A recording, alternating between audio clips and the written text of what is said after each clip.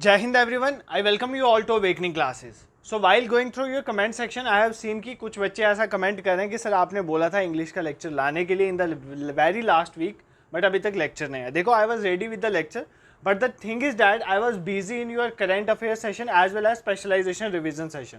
इस वजह से मैं नहीं ला पाया. अब 2 दिन में मैं आपको जनरल इंग्लिश PYQs के थ्रू करवाऊंगा, ठीक है. तो टेंशन मत लेना जनरल इंग्लिश की. मॉडल्स वाला टॉपिक हो चुका है, आर्टिकल्स हो चुके हैं, ये सब मैंने पढ़ाए हुए हैं, प्रपोजिशन पढ़ाई हुई है, तो इन पे अब मैं इतना फोकस नहीं करूंगा. वो प्लेलिस्ट जो है ना जिसमें 10 या 12 लेक्चर जनरल इंग्लिश के पढ़े हुए हैं, उन लेक्चर्स को देख के जाना. इसीलिए बोल रहा हूँ क्योंकि इंग्लिश में पूरे के पूरे मार्क्स लिए जा सकते हैं. ये बात मेरी याद रखना, इंग्लिश ऑल टुगेदर इतने टफ नहीं आते. इवन जो मैंने इडियम एंड फ्रेजेस वहाँ पर पढ़ाए हुए हैं वो रीसेंट JKSSB के एग्जाम में डायरेक्टली पूछे गए हैं वहाँ से, क्योंकि मैंने वो वही इडियम फ्रेजेस पढ़ाए थे जो उससे पहले रीसेंट SSC बैंक वगैरह के एग्जाम में पूछे गए. तो वो लेक्चर्स भी आप देख सकते हो. सर कितनी बातें करते हो, लेक्चर स्टार्ट करो. मेरे को आपको इंपॉर्टेंट इन्फॉर्मेशन देनी थी, वो मैंने आपको दे दी. अब हम स्विच करते हैं टुवर्ड्स क्वेश्चन. देखो, एक चीज़ आपको और बता दूं कि इस लेक्चर में मैं एक्टिवाइज और पैसिवाइज इन डेप्थ आपको करवा दूंगा. नेक्स्ट लेक्चर में नरेशन इन डेप्थ करवा दूंगा. इसको छोड़ के बाकी हमने सारा इन डेप्थ पढ़ा ही हुआ है. बाकी हम थोड़ा थोड़ा एडिशनल इन्फॉर्मेशन क्वेश्चन के साथ कवर करते रहेंगे. सो बिना टाइम वेस्ट के लेक्चर को स्टार्ट करेंगे. हर एक क्वेश्चन को आप पहले खुद चेक करोगे और उसके बाद मेरी एक्सप्लेनेशन को सुनोगे. पहला क्वेश्चन आपका एक्टिवाइज पैसिवाइज का है. Find the correct active voice passive voice for the given sentence. आपने करेक्ट एक्टिवाइज पैसिवाइज ढूंढना है. The movies are reviewed by him. This is the question. अब आपने बताना है इसका आंसर क्या. He has reviewed the movies, he reviews the movies, he is reviews the movies, he reviewed the movies. ठीक है. तो बेसिकली आपको तो पहले ये पता होना चाहिए कि ये जो आपको स्टेटमेंट दी है ये एक्टिवाइज है, ये पैसिवाइज है. पहले तो इतना पता करो, ठीक है. उसके बाद तो क्वेश्चन अराइज होता है ना इसका आंसर क्या था. देखो सिंपल आपको मैं बता देता हूँ. जो एक्टिवाइज होता है ना, एक्टिवाइज का जनरल स्ट्रक्चर पता है क्या होता है. वो ऐसे होता है कि एक सब्जेक्ट होगा आपके पास, सब्जेक्ट मतलब कोई भी बोलने वाला होगा, प्लस कोई वर्ब होगी उसके साथ. वर्ब तो वैसे भी है लगी है. कोई अगर मैं बोल रहा हूँ तो मैं सब्जेक्ट हूँ और जो बोल रहा हूँ, बोलना है, ये काम करना इस वर्ब, तो वर्ब तो आएगी प्लस ऑब्जेक्ट. ये होता है एक्टिवाइज में. पैसिवाइज को कैसे चेक किया जाता है. पैसिवाइज में ऑब्जेक्ट पहले आ जाता है, वो तो ठीक है, प्लस वर्ब यहाँ पर भी आएगी, कोई हेल्पिंग वर्ब लग जाएगी, जैसे is am are was were has have, helping verb यहाँ पर यूज होती है. प्लस यहाँ पर याद रखना पैसिवाइज में वर्ब की थर्ड फॉर्म लगती है और कई बार बाय लग जाता है और उसके बाद फिर हमारे पास सब्जेक्ट आता है. तो अब आप इस चीज़ को अगर ध्यान से देखो, ये जो लिखा हुआ है the movies are reviewed by him, एक तो यहाँ पर वर्ब की थर्ड फॉर्म लगी हुई है और दूसरा इसके साथ बाय भी लगा हुआ. इसका मतलब ये कौन सी स्टेटमेंट है, ये पैसिवाइज की स्टेटमेंट है. ठीक है. पहले तो आपको पता चल गया ये पैसिवाइज है. आपको क्या निकालना है, एक्टिवाइज निकालना है. ठीक है. अब इस क्वेश्चन का आंसर जिसको आता है वो इजीली मार्क करो. इस क्वेश्चन का आंसर मैं आपको बता देता हूँ. Option B is the correct answer. अब आप जिनको आ जाता था, जिनको एक्टिवाइज पैसिवाइज अच्छे से आते हैं, वो स्किप करके आगे चल सकते हैं दूसरे क्वेश्चन में. बट जिनको नहीं आता उनके लिए मैं एक बार इसको देख लो, 5 मिनट में आप में इन्वेस्ट करूंगा एक्टिवाइज पैसिवाइज में, उसके बाद आपको कोई दिक्कत नहीं आने वाली है. ठीक है. इसमें लास्ट में चलते हैं, 5 मिनट लगाएंगे एक्टिवाइज पैसिवाइज पे हम. देखो सबसे पहली बात, आपने क्या एक्टिवाइज पैसिवाइज कैसे होते हैं ये तो आपने पहचान लिया. अब देखो एक होते हैं इनडेफिनेट टेंसेस. कौन से टेंसेस होते हैं, इनडेफिनेट. मतलब आपने सुना होगा ना, इनडेफिनेट में आपके प्रेजेंट इनडेफिनेट आ जाता है, ठीक है, प्रेजेंट इनडेफिनेट आ जाता है, उसके बाद पास्ट इनडेफिनेट आ जाता है और फ्यूचर इनडेफिनेट आ जाता है. इन तीनों का पैसिवाइज करने का एक ही रूल है. ठीक है. फॉर एग्जांपल प्रेजेंट इनडेफिनेट कैसे होते हैं, सब्जेक्ट के साथ आपको पता है प्रेजेंट इनडेफिनेट में वर्ब की फर्स्ट फॉर्म लगती है फिर ऑब्जेक्ट आ जाता है. पास्ट इनडेफिनेट में क्या होता है, सब्जेक्ट के साथ वर्ब की सेकंड फॉर्म लगती है फिर ऑब्जेक्ट आ जाता है. फ्यूचर इनडेफिनेट में क्या होता है, सब्जेक्ट के साथ यहाँ पर शैल विल लगता है, शैल विल लगता है, प्लस वर्ब की फर्स्ट फॉर्म लग जाती है, प्लस ऑब्जेक्ट लग जाता है. ठीक है. ये किसके रूल है, present indefinite, present continuous and past future indefinite के, sorry, present indefinite, past indefinite और फ्यूचर इंडेफिनेट के एक्टिवाइज के ये रूल होते हैं. अब जब आपको इसको पैसिवाइज में कन्वर्ट करना है ना, कुछ नहीं करना है यार. जनरल स्ट्रक्चर तो मैंने आपको पढ़ाया हुआ है, इसका मतलब ऑब्जेक्ट आपका पहले आ जाएगा, प्लस प्रेजेंट इंडेफिनेट में कोई हेल्पिंग वर्ब नहीं होती है, तो आपने इसके साथ कौन सी हेल्पिंग वर्ब लगानी है, जो प्रेजेंट कॉन्टिन्यूस की होती है. तो प्रेजेंट कॉन्टिन्यूस की कौन सी हेल्पिंग वर्ब होती है, इज एम आर. तो क्या लग जाएगी इसके साथ, इज एम आर, प्लस बाकी मैंने आपको रूल तो बताया हुआ है, वर्ब की थर्ड फॉर्म लगनी है, प्लस बाय लगता है, प्लस क्या आ जाता है फिर हमारा सब्जेक्ट. बस आपने यहाँ पर इज एम आर लगानी है, बाकी जनरल स्ट्रक्चर वाला रूल ही लगेगा. अब देखो यहाँ पर सब्जेक्ट प्लस वर्ब की सेकंड फॉर्म थी, तो कुछ नहीं है, ऑब्जेक्ट के साथ यहाँ पर आपने जस्ट क्या लगा देना, वाज वर. क्यों, क्योंकि प्रेजेंट इंडेफिनेट में कुछ भी नहीं होता है हेल्पिंग वर्ब, और बट पास्ट इंडेफिनेट में कुछ भी नहीं होता है, पास्ट कॉन्टिन्यूस में होता है वाज वर. तो object plus was were plus verb की third form plus by plus subject. तो यही आपका सिंपल रूल है. इसी तरह अगर यहाँ पर देखो शैल विल, वर्ब की फर्स्ट फॉर्म, तो कुछ नहीं है, ऑब्जेक्ट लग जाएगा, प्लस आपका कोई भी मॉडल है वो यूज हो जाएगा, शेल की जगह मॉडल यूज हो जाएगा, शेल ही यूज हो जाए, मे बी मॉडल यूज हो जाएगा, प्लस यहाँ पर बी लग जाता है. क्यों ऐसा होता है मैं बताता हूँ. इसका ये रीज़न है क्योंकि फ्यूचर कॉन्टिन्यूज में शैल बी और विल बी लगता है। तो जैसे यहाँ पर पास्ट इंडेफिनेट में वर्ब की सेकंड फॉर्म होती है, बट पास्ट कॉन्टिन्यूज में क्या लगता था, वॉज वर्ब, इसलिए हम इसको वॉज वर्ब में कन्वर्ट कर देते हैं। इसी तरह हम इसको फ्यूचर इंडेफिनिट को किस में कन्वर्ट कर देते हैं, शैल बी विल बी में कन्वर्ट कर देंगे, प्लस आगे वही रूल, वर्ब की third form plus by plus subject. तो इतना आपने याद रखना है, ठीक है। सर कुछ समझ नहीं आया, एक कोई एग्जाम्पल से बताओ। देखो मैं इसकी एग्जाम्पल लेता हूँ। पास्ट इंडेफिनिट टेंस कौन सा होता है, फॉर एग्जाम्पल आपको एक्टिवाइज ऐसा आ जाता है, पुलिस अरेस्टेड हिम, क्या आ जाता है, पुलिस ने उसको अरेस्ट किया, पुलिस अरेस्टेड हिम, ठीक है। तो ये देखो ना, इसमें वर्ब की सेकंड फॉर्म लगी हुई है, सब्जेक्ट है और ऑब्जेक्ट है, इसका मतलब ये कौन सा एक्टिवाइज है, ये कौन सा एक्टिवाइज है, पास्ट इंडेफिनिट। इसको आपने कैसे कन्वर्ट करना है, ऑब्जेक्ट पहले आ जाएगा, ऑब्जेक्ट मतलब हिम पहले है, तो हिम का ऑब्जेक्ट क्या होता है, ही, और उसके बाद क्या लगेगा, वॉज वर्ब लगेगा, तो ही के साथ क्या लगता है, वॉज, ही सिंगुलर है, ही वॉज, उसके बाद क्या लगेगा, वर्ब की थर्ड फॉर्म, तो वर्ब की थर्ड फॉर्म क्या, अरेस्टेड, उसके बाद बाय आ जाएगा और आगे क्या आ जाएगा, पुलिस, तो he was arrested bye police. ये ना भी लिखो पुलिस तो भी चलेगा क्योंकि आपको पता है अरेस्ट पुलिस ही करती है, तो इसका आंसर ही वाज अरेस्टेड भी हो सकता है, ठीक है, समझ आ गया। बट आपको ये रूल याद करने थे। सर हमें इनडेफिनेट वाले रूल तो समझ आ गए, अब ये तो प्रेजेंट इनडेफिनेट को कन्वर्ट करने के थे। अब सर एक तो हमने सुना है ना, प्रेजेंट कॉन्टिन्यूस भी होता है, पास्ट कॉन्टिन्यूस भी होता है, तो कॉन्टिन्यूस वाले किस तरह से कन्वर्ट होते हैं वो भी बता दो, ठीक है। अब सिंपल पढ़ते हैं हम कॉन्टिन्यूस के रूल। देखो 5 मिनट यहाँ पर अच्छे से लगाओ, एक्टिवाइज स्पेसिफाइज के क्वेश्चन अभी मैंने इसी लेक्चर में 7-8 क्वेश्चन डाले हुए हैं, गलत नहीं होने दूंगा, एक भी गलत नहीं होने दूंगा, बट आप समझ लो। कॉन्टिन्यूस की बात करते हैं, कॉन्टिन्यूस में अब प्रेजेंट कॉन्टिन्यूस का रूल होता है, तो उसका लिखता हूं मैं पहले, प्रेजेंट कॉन्टिन्यूस का रूल लिखता हूं। प्रेजेंट कॉन्टिन्यूस क्या होता है, सब्जेक्ट प्लस इसके साथ इज एम आर लगा होता है, आपको पता है इज एम आर लगा होता है, प्लस वर्ब की first form plus I N G, ये प्रेजेंट कॉन्टिन्यूस का होता है। इस तरह पास्ट कॉन्टिन्यूस का क्या होगा, सब्जेक्ट होगा प्लस उसमें वॉज वर्ब लगा होता है, क्या लगा होता है, वॉज वर्ब प्लस वर्ब की first form plus I N G. I hope आपको टेंसेस थोड़े बहुत आते हैं। उसके बाद फ्यूचर जो हमारा कॉन्टिन्यूस होता है, फ्यूचर कॉन्टिन्यूस, उसमें क्या लगा होता है, सब्जेक्ट होता है plus shall will plus be plus verb की first form plus I N G, तो ये होता है फ्यूचर कॉन्टिन्यूस का। अब ये आ गया एक्टिवाइज, इसको पैसिवाइज में कन्वर्ट करना है, सिंपल है, कुछ नहीं करना है, वही जनरल स्ट्रक्चर देखो, ऑब्जेक्ट पहले आएगा, ठीक है, ऑब्जेक्ट पहले आएगा, एक मिनट यार मुझे माइक को अच्छे सेट कर दो, ऑब्जेक्ट पहले आएगा, ऑब्जेक्ट के साथ क्या आ जाएगा, देखो यहाँ पर क्या है, ध्यान से देखो, इज एम आर, तो यहाँ पर भी इज एम आर आएगा, ऑब्जेक्ट के बाद क्या आएगा, इज एम आर, यहाँ पर देखो इसके बाद वर्ब की फर्स्ट फॉर्म थी ना, यहाँ पर वर्ब की फर्स्ट फॉर्म, यहाँ पर लगता है बीइंग, बस यहाँ पर याद रखना, कॉन्टिन्यूस वाले सेंटेंसेस जब चेंज होते हैं ना तब बीइंग लगता है, तो प्लस बीइंग लगेगा, प्लस आगे वही वर्ब की third form plus by plus subject. Same यहाँ पर भी यही रूल होगा, पास्ट कॉन्टिन्यूस जब आप चेंज करोगे ऑब्जेक्ट लगेगा प्लस वॉज वर्ब लगेगा, प्लस यहाँ पर भी बीइंग आ जाएगा, प्लस वर्ब की third form plus by plus subject. Verb की third form by plus subject same रहेगा, यहाँ पर जस्ट आपने बीइंग वर्ड ऐड कर देना बीच में, बस इतना याद रखना है। और ये जो है फ्यूचर कॉन्टिन्यूस वाला जो सेंटेंस होता है, ये पहली बात आपका चेंज नहीं होता, तो जब भी ये वाला सेंटेंस आ जाए फ्यूचर कॉन्टिन्यूस वाला, मतलब he will be going to there, ऐसा कुछ आ जाए तो वो कभी भी चेंज नहीं होता, इतना याद रखें। यहाँ पर कॉन्टिन्यूस वाले दो ही चेंज होते हैं, प्रेजेंट कॉन्टिन्यूस वाला चेंज होगा, कैसे चेंज होगा, ऑब्जेक्ट के साथ इज एम आर लग जाएगा प्लस बीइंग लग जाएगा, क्या लग जाएगा, बीइंग प्लस वर्ब की third form plus by plus subject. Sir हमें समझ नहीं आया, कोई एक आधी एग्जाम्पल दे के बता दो, ठीक है, एग्जाम्पल देख लेते हैं इसकी। देखो एग्जाम्पल में लिखता हूं, they are laughing at you, they are laughing at you, ठीक है, वो तुम पे हंस रहे हैं, ठीक है।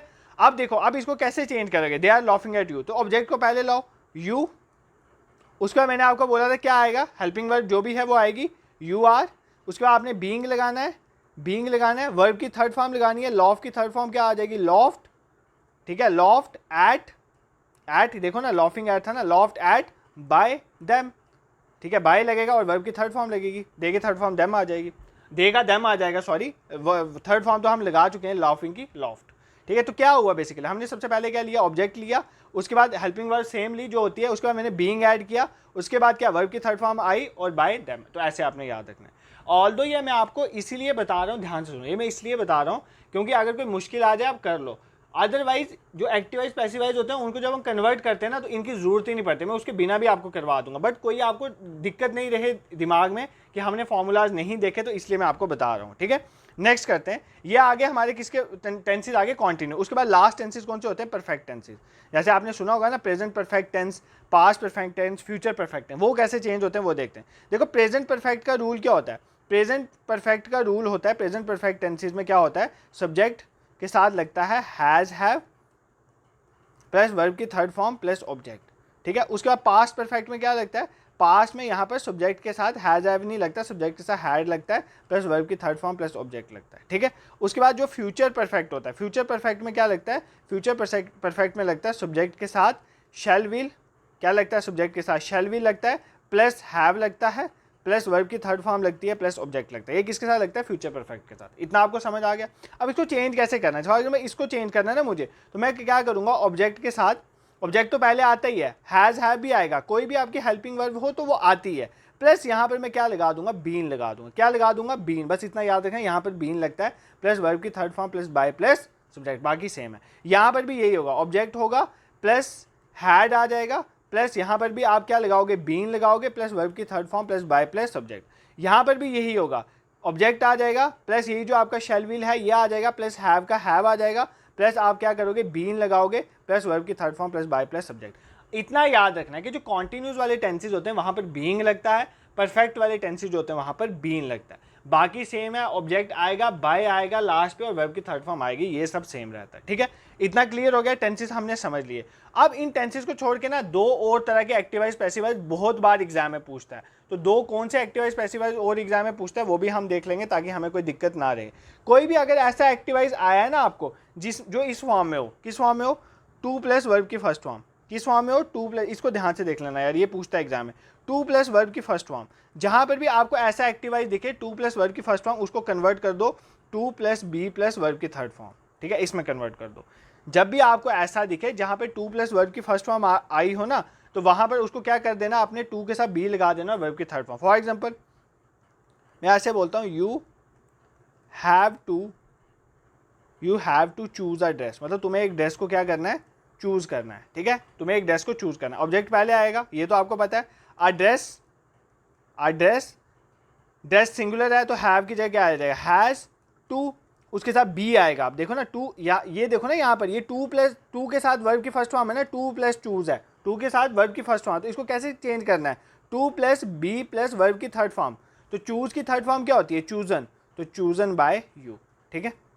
सर हमें कुछ समझ नहीं आया, जल्दी में बता दिया आपने, सर वापस बताओ, तो वापस देख ले। देखो मैंने क्या लिखा, मैंने एक सिंपल स्टेटमेंट लिखी, you have to choose a dress, मतलब तुम्हें एक ड्रेस चूज करना ही करना है, ये मैं आपको बोल रहा हूँ। ये एक्टिव वाइज है, इसको आप चेंज करो, तो पहले ऑब्जेक्ट आएगा, अ ड्रेस, हैव है तो आप इसकी जगह हैज लिखोगे क्योंकि ड्रेस सिंगुलर है, तो बस कोई चेंज नहीं हुआ, अ ड्रेस हैज।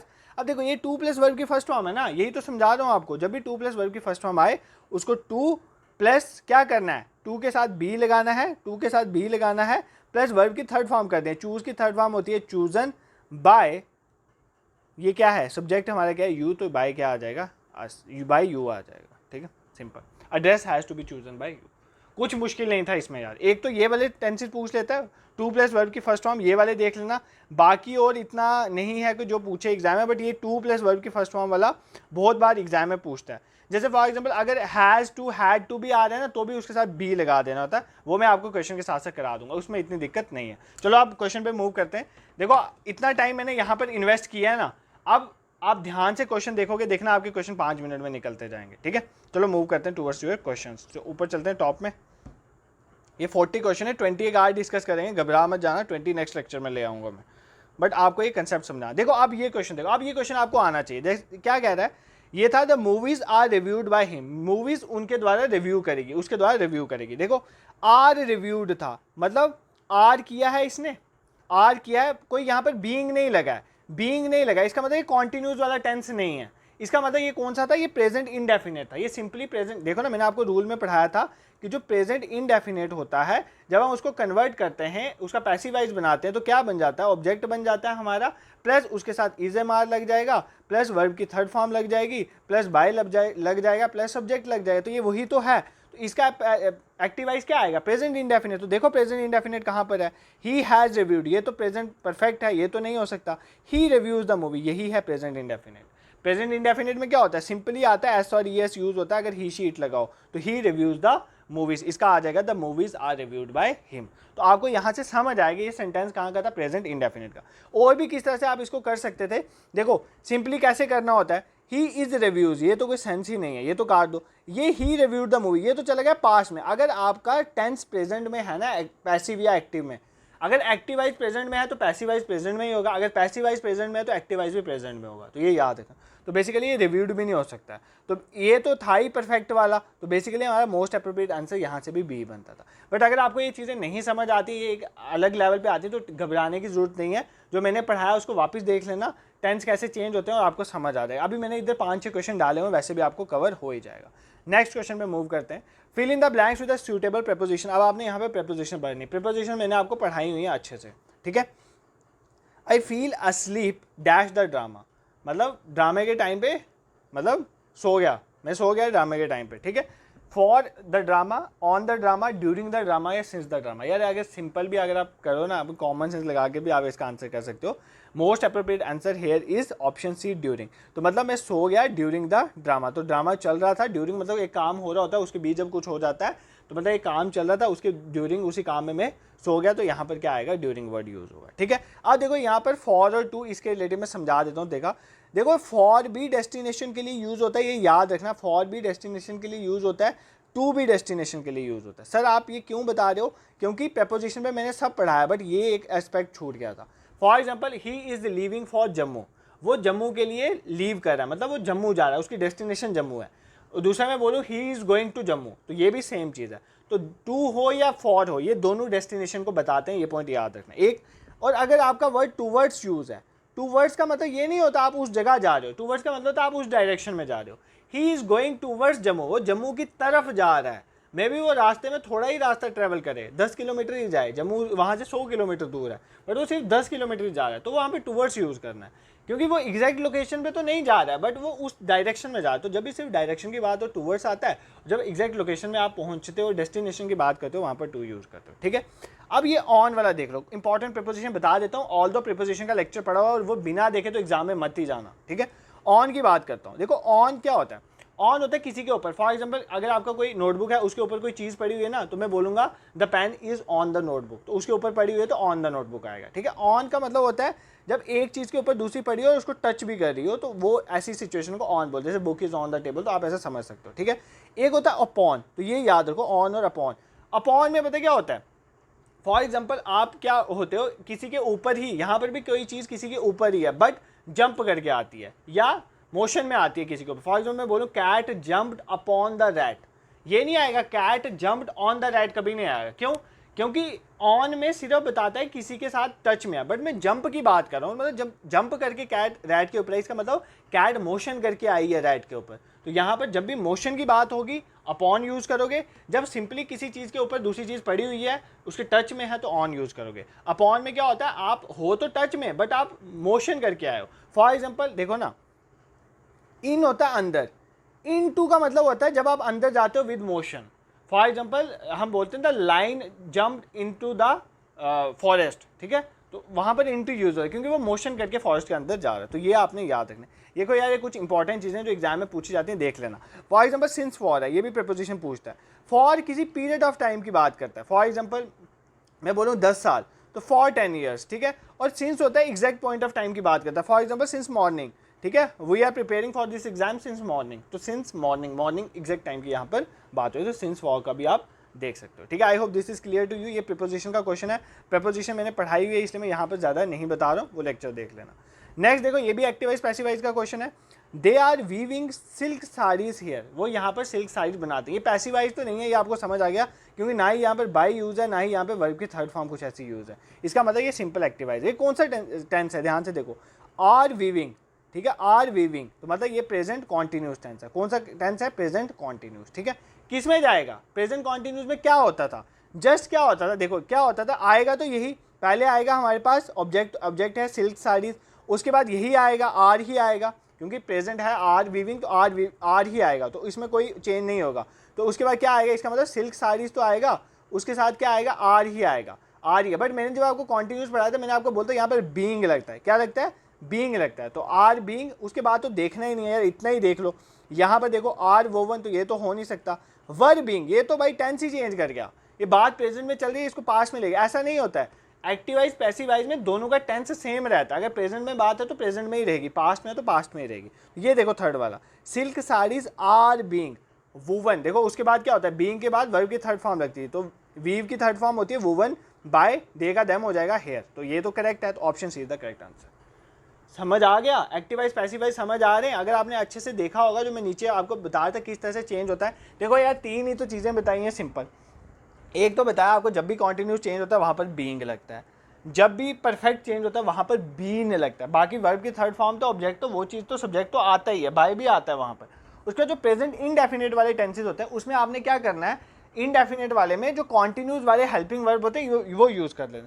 जैसे प्रेजेंट इनडेफिनेट में इज एम आर यूज़ कर देना है, प्रेजेंट परफेक्ट में उसका पास्ट इंडेफिनेट में आपने वॉज वर यूज़ कर लेना है, और फ्यूचर इंडेफिनेट में आपने क्या कर लेना है, will be shall be use करना है। यही तो आपको समझाया। तो 3 चीज़ें आपने पढ़नी थी और 2 प्लस वर्ब की फर्स्ट फॉर्म का केस है, सारे क्वेश्चन कवर हो जाएंगे। आई होप ये आपको समझ आया होगा।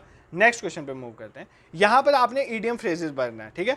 हर speech during the gathering is completely dash with what we discuss last month, मतलब उसकी जो स्पीच है गैदरिंग के टाइम में वो कंप्लीटली कुछ कर रही है किसी के साथ जो हमने लास्ट मंथ में डिस्कस करा था, ठीक है। At odds way forward in the water या रन आउट। पहले इस क्वेश्चन को खुद ट्राई करो आप, सिंपल क्वेश्चन है। देखो इस क्वेश्चन का आंसर जो है ना, इस क्वेश्चन का आंसर है option A at odd. At odds होता है जब कोई बात आपके साथ ना मिले, तो यही कह रहा है ना, उसकी स्पीच जो थी गैदरिंग के टाइम में वो कंप्लीटली अलग थी with what we discuss last में, मतलब जो हमने डिस्कस करा था उससे कंप्लीटली उल्टा उसकी जो स्पीच थी ड्यूरिंग द गैदरिंग, मतलब हमसे डिस्कस कुछ करा और बोल कुछ गया, तो इस तरह की ये स्टेटमेंट थी। तो देखो इडियम एंड फ्रेजेस आप कितने याद कर लोगे, साइनोनियम एंटोनियम कितने याद कर लोगे, बट बिल्कुल भी नहीं करके जाओ, ऐसा भी नहीं करते हैं। चैनल पे एक वीडियो पड़ी हुई है उसको देख लेना, वो सारे एसएससी बैंक जेके एसएसबी के पीवाईक्यूज हैं इडियम फ्रेजेस के, मैंने अच्छी तरह से आपको समझाया हुआ है। उसमें से आप उस लेक्चर को देखोगे और उसके बाद पीवाईक्यूज कोई भी देख लेना, बहुत क्वेश्चन है। इवन आज के लेक्चर में ब्लेसिंग इन डिस्कस वाला भी वहीं से आया है, तो वो भी देख लेना आप, ठीक है। I hope this is clear to you. अब बाकी भी बता देता हूँ। वे फॉरवर्ड का मतलब क्या होता है? वे फॉरवर्ड का मतलब होता है, सिंपल है, वे फॉरवर्ड एक तरह का एक आप अप्रूव दे रहे हो किसी को, अप्रूवल दे रहे हो। वे फॉरवर्ड का मतलब होता है एक अप्रूवल होना, कि मतलब एक ऐसा काम करो जो बाद में ऐसा लगता है कि वो सक्सेसफुल कर देगा बंदे को, तो वो होता है वे फॉरवर्ड। इन द वाटर का मतलब होता है, या इन द वाटर बोले या इन हॉट वाटर बोले, इसका मतलब होता है जब आप किसी सीरियस ट्रबल में फंस जाते हो ना, उसके लिए इडियम फ्रेज यूज होता है इन द वाटर। तो भाई अगर आप पानी में पड़ गए तो फिर तो ट्रबल ही है, अगर आपको स्विमिंग नहीं आती है तो इन द वाटर या to be in hot water, इसका मतलब हमेशा याद रखना क्या होता है कि जब आप किसी ट्रबल में फंस गए हो। रन आउट का मतलब क्या होता है? रन आउट का मतलब होता है किसी को छोड़ देना, चाहे आप किसी के साथ रिलेशनशिप में थे या आप किसी को रिस्पॉन्सिबल थे, मतलब फॉर एग्जाम्पल आपकी ड्यूटी बनती थी towards for example your parents, और आप उनको छोड़ देते हो बिना उनको वार्न किए, बिना उनको मतलब उनको बिना बताए, बिना प्रॉब्लम कॉज करे आप चुप करके उनकी लाइफ से निकल जाते हो, इस चीज़ को बोलते हैं रन आउट। तो मतलब आप जिसके साथ रिलेशनशिप में हो या जिसके लिए रिस्पॉन्सिबल हो, उनको बिना वार्न करे या बिना बताए या बिना उनको प्रॉब्लम कॉज करे वहाँ से निकल जाते हो, उसके लिए हम रन आउट ईडियम यूज़ करते हैं। तो ये पॉइंट भी आपने याद रखना है, ठीक है। सिंपल है। ईडियम फ्रेजेस के लिए मैं ये नहीं रिकमेंड करूंगा कि आप 500 ईडियम फ्रेजेस पढ़ के जाओ, क्योंकि कोई भी पूछ सकता है यार एग्जाम में, थोड़ी अपनी कॉमन सेंस वहाँ पर यूज़ करना, ठीक है। यहाँ पर देखो ना, जैसे इसमें यूज़ करो, किस तरह से यूज़ करो, देखो कंप्लीटली वे फॉरवर्ड सेंस ही नहीं बनाता। ये कह रहा है कि उसकी जो स्पीच थी उसने जो दी वो हमारी डिस्कशन के साथ कुछ हो रहा है उसका, तो भाई साथ पानी में चली गई या साथ रन आउट है, इसका कोई सेंस नहीं बना रहा है। वो यही हो सकता है कि उसकी जो स्पीच है वो मेरी स्पीच के साथ, जो मेरी कन्वर्सेशन हुई थी उसके साथ कन्फ्लिक्ट में आ रही है, बस इतना याद रखना, ठीक है। नेक्स्ट मूव करते हैं। ये भी आपका आ गया preposition question. I am living dash my parents, I am living with my parents, since my parents, through my parents, at my parents. भाई वेरी सिंपल क्वेश्चन, ये तो कॉमन सेंस है, यहाँ पर प्रीपोजिशन रूल्स पढ़ने की भी जरूरत नहीं थी। I am living with my parents, मैं अपने पेरेंट्स के साथ रह रहा हूँ, ठीक है। अब यहाँ पर एक डिफरेंस आपका एट है ना, यहाँ पर सिंस तो बता दिया है, एट का बता देता हूँ। देखो एट जो है ना, एक चीज़ याद रखना, एट और इन में एक डिफरेंस होता है। इन जो होता है वो लार्ज एरिया के लिए यूज़ होता है, लार्ज एरिया के लिए इन यूज़ होता है। एट जो है एग्जैक्ट पोजीशन के लिए यूज़ होता है, एग्जैक्ट पोजीशन या स्मॉल प्लेस के लिए एट यूज़ करते हैं, ठीक है। इन यूज़ होता है लार्ज एरिया के लिए, for example at India Gate, ठीक है, इन दिल्ली। तो इस तरह से आप याद कर सकते हो, ठीक है। एक तो एट इन का आपने ये याद रखना इंपॉर्टेंट है, इसमें एग्जाम में पूछता है। एक टाइम वाला पूछता है, टाइम वाली प्रपोजिशन पूछता है। देखो टाइम वाली क्या है, जहाँ भी कभी मंथ की बात हो, इन जनवरी, तो वहाँ पर आपने इन लगाना है। मंथ की बात हो तो इन यूज़ करना है। ईयर की बात हो इन 2015, तो वहाँ पर क्या लगाना है, इन लगाना है, ठीक है। इन कहाँ पर यूज़ होता है, ईयर के साथ भी यूज़ होता है। बट किसी डे की बात है, जब वेडनेसडे की बात हो रही है तो ऑन वेडनेसडे, तो उसके साथ आप क्या लगाओगे, ऑन लगाओगे, ठीक है। डेट के लिए डे हो या डेट हो, डे हो या डेट हो, ऑन 15th जन, ऑन 15th जन, ये भी डेट है तो इसके लिए भी आप ऑन यूज़ करोगे।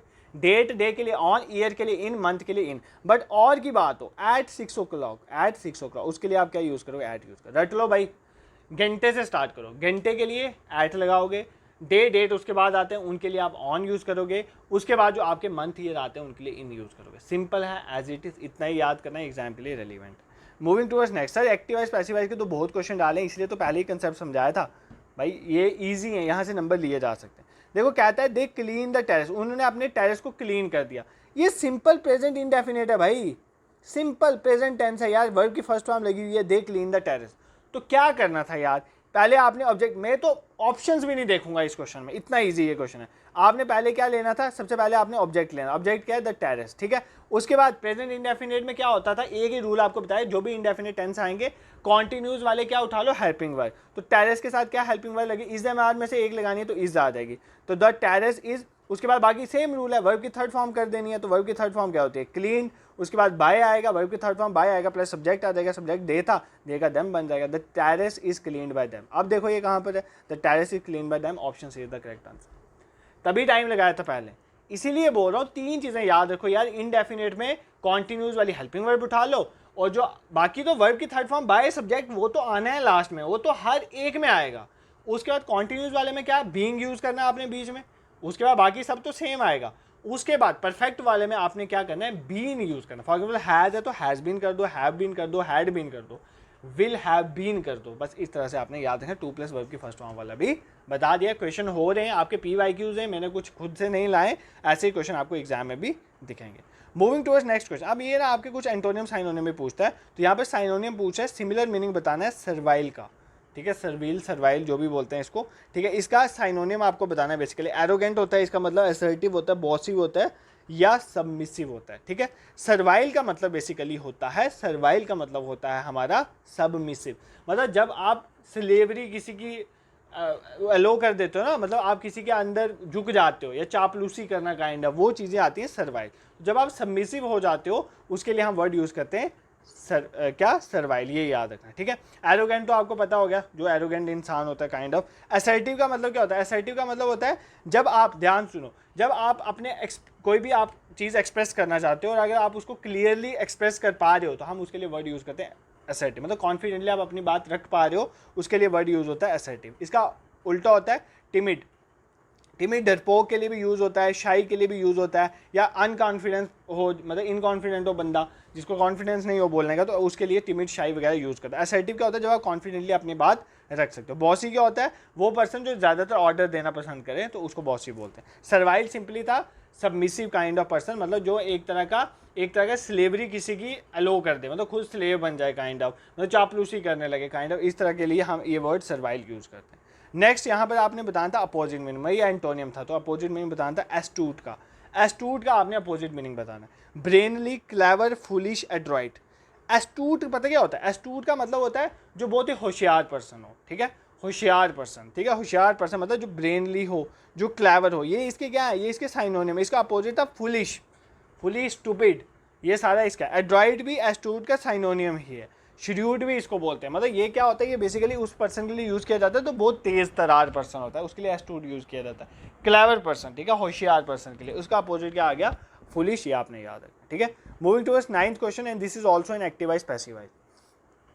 देखो यार, अब तो मुझे लगता है एक तो आपको होमवर्क देना पड़ेगा, बहुत सिंपल है यार, इसको आपने कमेंट सेक्शन में बताओ, अभी बताओ, वीडियो पॉज करो, कमेंट सेक्शन में बताओ इसको। इतना तो आना चाहिए ना यार, अब इतना समझाया क्या है, सिर्फ दे बंडल्ड द क्रैकर, यार बंडल्ड है मतलब वर्ब की सेकंड फॉर्म लगी है, मतलब ये क्या है, ये सिंपल पास्ट इंडेफिनिट टेंस है, वापिस इंडेफिनिट आ गया, बस पास्ट का आया, तो क्या करोगे, पास्ट कॉन्टिन्यूस की वर्ब यूज करोगे। क्रैकर्स के साथ क्या वर्ब यूज होगी, क्रैकर के साथ वर्ब यूज होगा, तो द क्रैकर्स वर, आगे क्या करना है इसके बाद, बस वर्ब की थर्ड फॉर्म लगानी है, तो वो बंडल्ड है ही थर्ड फॉर्म है, ठीक है। बंडल्ड बाय आना था, उसके बाद देम आ जाना था, क्रैकर्स वर बंडल्ड बाय देम, यार बता ही दिया, मतलब चाहता नहीं हो आप मिस्टेक करो, इसलिए पहले ही बता दिया आपको, तो ये चीज़ भी देख लेना, ठीक है। And the 10th question for today's lecture is fill in the blanks with the suitable preposition from the given alternative. यहाँ पर भी आपने प्रपोजिशन सेलेक्ट करनी है। All the trackers walked dash the forest, सारे ट्रैकर्स जो हैं वॉकड कर रहे हैं dash the forest, on the forest, before the forest, through the forest, after the forest, ठीक है। तो कहाँ पर ट्रैकर चल रहे हैं। देखो फॉरेस्ट कोई is not a place kind of कि जिसके ऊपर आप किसी चीज़ को टच करके चलोगे, ऐसा तो नहीं होता ना फॉरेस्ट। तो ऑन तो यहाँ पर आ नहीं सकता। बिफोर का मतलब पहले होता है, तो यहाँ पर कोई सेंस नहीं बनाता। आफ्टर का मतलब होता है बाद में, यहाँ पर कोई सेंस नहीं बनाता, इसका आएगा थ्रू। तो all the trackers walk through the forest, वो फॉरेस्ट से क्या कर रहे हैं, चल रहे हैं। तो ये आपने याद रखना है, ठीक है। Next question number 12, choose the option from the following correctly match. ये भी इडियम फ्रेजेस का क्वेश्चन है भाई। ये क्वेश्चन था ब्लेसिंग इन डिस्कस, ये मैंने अपने सेशन में पढ़ाया था। और भी बहुत सारे क्वेश्चन मैंने देखे हैं यार। अब मैं यहाँ पर तो 20-40 क्वेश्चन ही करवा सकता हूँ, बट इडियम फ्रेजेस आए थे। इसका क्या मतलब है, to agree on uncommon and valuable a good things that seems bad at first to be very quick. देखो ब्लेसिंग इन डिस्कस का मतलब पता है क्या होता है, कोई ऐसी चीज़ जो आपको पहले लग रही हो कि ये मतलब बुरी होगी है मेरे लिए, बट वो आपके लिए बाद में अच्छी निकल जाए, इसको बोलते हैं ब्लेसिंग इन डिस्कस। मतलब यार डिस्कस होता है बेकार कंडीशन में, ब्लेसिंग मतलब कुछ अच्छा मिल जाए। तो जब खराब कंडीशन में आपको अच्छा मिल जाए, उसके लिए इडियम यूज होता है ब्लेसिंग इन डिस्कस। बहुत सिंपल क्वेश्चन था, अगर आपको थोड़ी भी दिमाग भी यूज़ करते तो इस क्वेश्चन को आप इजीली कर सकते थे। क्वेश्चन नंबर 13 पे मूव करते हैं। हाँ, ये आ गया आपका डायरेक्ट इनडायरेक्ट स्पीच का क्वेश्चन। मतलब ये आपका आ गई हमारे पास डायरेक्ट स्पीच आ गई, आपकी नरेशन आ गई, आपके सिलेबस में मेंशन है। ऑल्दो इसको मैं कल के लेक्चर में डेडिकेटली अच्छे से पढ़ाऊंगा, जैसे एक्टिव वाइज पैसिव वाइज पे आज टाइम लगाया, कल इस पर टाइम लगाऊंगा। ये कहता क्या, सुनीता ने कहा why don't you by land now even when you know it's a good investment.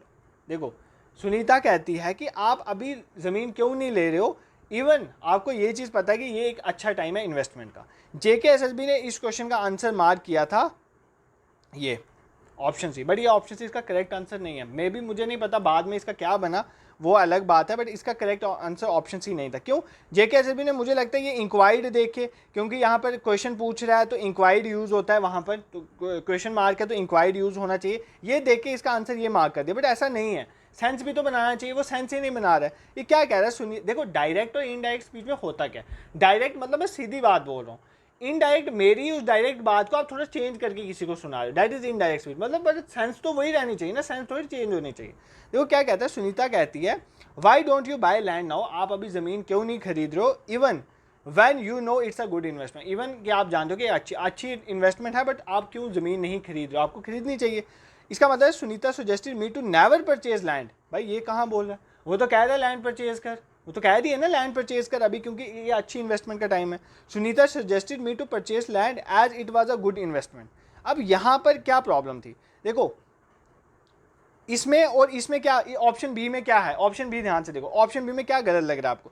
Sunita suggested में, सुनीता ने मुझे सजेस्ट किया ताकि मैं क्या करूं, परचेज करूं लैंड को as it was a good investment, क्योंकि ये अच्छी इन्वेस्टमेंट, यही तो कह रहा है यार। इसका आंसर ये हो सकता है, अभी भी देख लेते हैं ये क्यों नहीं था। Sunita inquired the reason for my not buying, ये तो सेंस ही नहीं है यार। When I knew it was a good investment, ये तो कोई सेंस ही नहीं है, जस्ट इंक्वायर्ड देख के उन्होंने कर दिया, मे बी ये गलत था। Sunita was cross at me for not buying the land when it is a good investment, तो ये भी सेंटेंस सेंस नहीं बताता, ऑप्शन बी इसका करेक्ट आंसर था। सिंपली आप पढ़ के भी कर सकते हो। बाकी क्या डायरेक्ट इनडायरेक्ट के क्या रूल्स होते हैं वो मैं कल पढ़ा दूंगा, फिर आपको ये अच्छे से क्लियर हो जाएगा। जस्ट आपको एक क्वेश्चन बताना था। नेक्स्ट क्वेश्चन में मूव करते हैं। Dash small grocery store dash the corner of the street is my father's, मतलब वो जो ग्रोसरी स्टोर कॉर्नर पे है ना गली के, वो मेरे पापा का है, ये कहना चाहता है। In the corner of the street, on the corner of the street, at the corner of the street, with the corner. देखो मैंने आपको बोला है जब भी एग्जैक्ट लोकेशन की बात हो रही है, भाई एग्जैक्ट है ना यार, जो उसकी जहाँ पर स्ट्रीट उसकी खत्म हो रही है उसके कॉर्नर में क्या है, उसका ग्रोसरी स्टोर है, ये तो एग्जैक्ट है ना, इसमें तो कुछ है नहीं। तो एग्जैक्ट वाले के लिए क्या यूज होता है, एट यूज होता है। Option C is the correct answer, at use होता है एग्जैक्ट में, ठीक है। उसके बाद एट आप कहाँ यूज करते हो, एट आप डॉन के लिए यूज करते हो, डस्क के लिए, मतलब सुबह और शाम के टाइम के लिए एट यूज करते हो, याद रखना।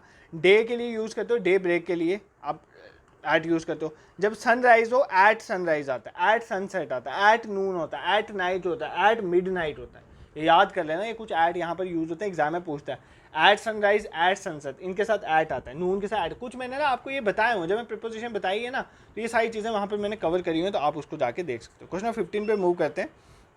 ये भी डायरेक्ट इनडायरेक्ट है। Well all Julian has to do was ask, मतलब हर जूलियन को वही करना है जो उनको कहा गया। He observe that Julian could just ask, ये कोई सेंस नहीं है कि मतलब उसने ऑब्जर्व किया कि जूलियन जो है कुड जस्ट आस्क, ऐसा कुछ नहीं कह रहा है। He remark that Julian need to ask, Julian को बोलने की जरूरत है नहीं। He said that Julian simply had to ask, यही कह रहा है ना यार। Well all Julian has to do was ask, ठीक है, मतलब उसको सिंपली कह रहा है कि तुम कुछ बोलो, कहने के लिए बोल रहा है, तो ऑप्शन सी था करेक्ट आंसर। तभी भी बोल रहा हूँ कि नरेशन पे अभी इतना फोकस मत करो, ये मैं कल पढ़ाऊंगा, सारा समझाने के बाद जब नरेशन करोगे तब दिक्कत नहीं आएगी। आज मैंने इसलिए डाल दी क्योंकि आपको प्रैक्टिस हो जाए, यहाँ पर आप भी अपनी नॉलेज यहाँ पर यूज़ कर सको। नेक्स्ट क्वेश्चन पे मूव करते हैं। व्हेन वी वर किड्स, जब हम किड्स थे, we dash play for hours in this park, हम घंटों इस पार्क में खेलते रहते थे। That was a good period in our life, वो हमारी लाइफ में एक बहुत अच्छा पीरियड था। मॉडल्स करवाए हुए हैं, ये भी समझाया था। आउट टू आएगा यहाँ पे, वो out to play, we could play, we would play, we should play. क्या आंसर था इसका?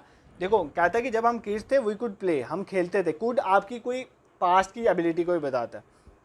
तो जब हम बच्चे थे हम पास में घंटों तक खेलते थे, आपकी एबिलिटी थी, हम बच्चे थे तो हम घंटों तक खेलते रहते थे इस पार्क में, वो एक गोल्डन पीरियड था हमारी लाइफ का। तो इस तरह से आपने याद रखना। वुड क्या होता है? जब विश भी इंक्लूड हो वहाँ पर, ठीक है।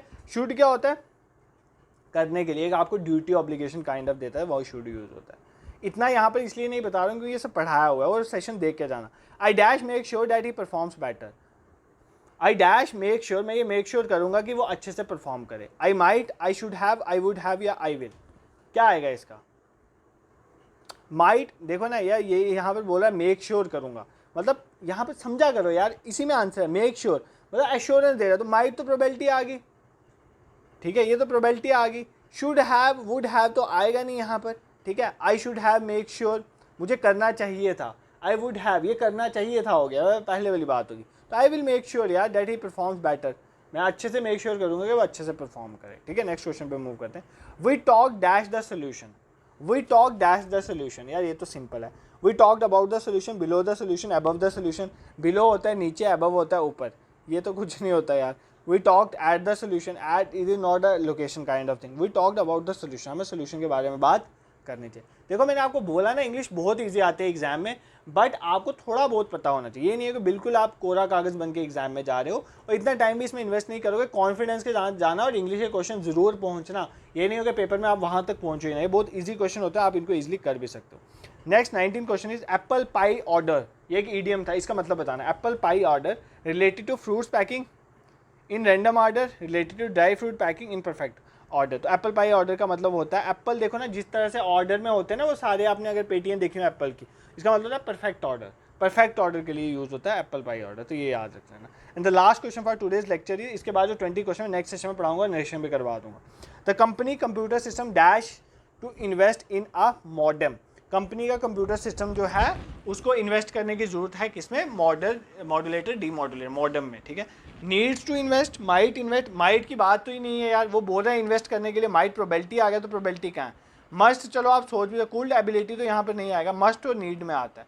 तो मस्ट टू इन्वेस्ट तो होता नहीं, नीड्स टू इन्वेस्ट है। क्या आएगा? Needs to invest. तो कंपनी की जरूरत है कि वो इन्वेस्ट करेगा किसमें? देखो जरूरत है ना कि मॉडर्म उसको चाहिए, तो needs to invest in a modem. Must भी आ सकता था बट मस्ट टू नहीं होता पहली बार, और दूसरा मस्ट एक कंप्लीट नेसेसिटी की बात होती है, करना ही करना चाहिए, बट इतना यहाँ पर एम्फेसाइज नहीं करा, इसलिए नीड टू भी यहाँ पर आ जाएगा, ठीक है। I hope this is clear to you. Mainly आपको जो एक्टिवाइज पैसिवाइज का कंसेप्ट समझ आएगा, उसके बाद क्वेश्चन भी आपने प्रैक्टिस किए होंगे। देखो इसके बाद मैं आपको रिकमेंड करूंगा जनरल इंग्लिश को लेक्चर देख लेना, और स्पेशलाइजेशन अगर जिसका भी वीक है उसको मैं यही रिकमेंड करूंगा। कल एक सेशन आया और आज भी शाम को सेशन आएंगे, स्पेशलाइजेशन के रिवीजन सेशन जरूर लगा देना। करंट अफेयर्स का मैराथन सेशन आ चुका है, और मैराथन सेशन जो है कल परसों भी, जो दूसरा मैराथन सेशन 2 लाने की मैंने कोशिश करनी थी, और दूसरा भी मैं आपके लिए ले आऊँगा। बाकी जो आपका रिस्पॉन्स है, आपको क्या चाहिए, कहाँ पर दिक्कत आ रही है, क्या आप बोलना चाहते हो, इंटरेक्ट करने के लिए आप कमेंट सेक्शन को यूज़ कर सकते हो। This is it for today. Telegram group को जरूर ज्वाइन करना, वहीं पर हम शेयर करते हैं, कोई भी आपको साथ इंपॉर्टेंट इन्फॉर्मेशन शेयर करनी हो या पीडीएफ वगैरह भी वहीं पर शेयर होती है। Thank you so much for watching.